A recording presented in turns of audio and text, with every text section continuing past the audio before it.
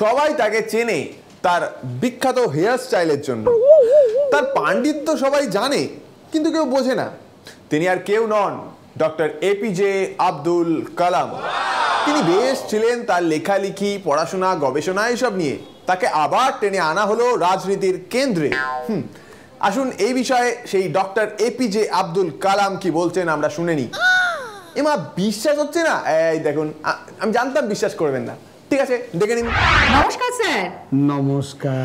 আবার রোজ রোজ কাগজের পাতায়, আবার রাজনীতির ময়দানে, কেমন লাগছে? খুব খারাপ। কেউ যদি আপনাকে জিজ্ঞেস না করে আপনার নামটা কোনো রেসে দিয়ে দেয়, আর পরের দিন যখন জানতে পারবেন আপনি হেরে গেছেন, তাহলে কেমন লাগবে?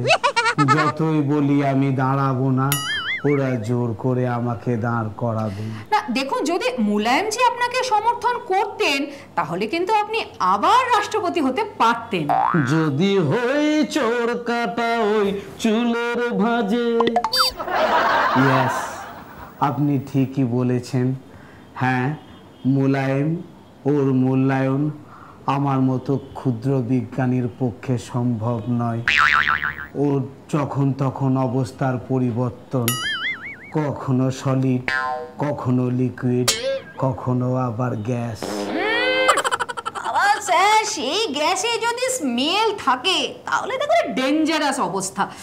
স্যার, আপনি এবার আমাদের এই বাংলার নেত্রী সম্বন্ধে কিছু বলুন। দেখুন, উনি কিন্তু আবার আপনাকে আসরে নামালেন। মহিলাদের সম্পর্কে আমি কোনোদিন খারাপ কিছু বলি না, দুষ্টুমি করলেও না। তাহলে বাঙালি নেত্রীর কথা শুনে আপনি ভোটে দাঁড়ালেন না কেন? পাগল, ম্যাড, হেরে ভূত হব, ধ্যাত। স্যার, এইসব রাজনৈতিক বিশ্লেষণ ছাড়ুন, এবার আমরা একটু চুলচেরা বিশ্লেষণে আসি।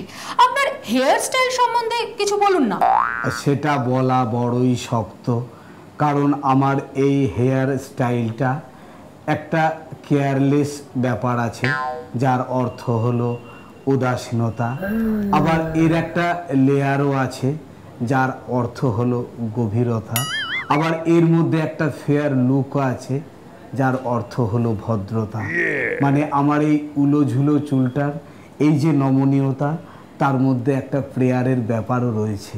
সত্যি sir, this is really rare.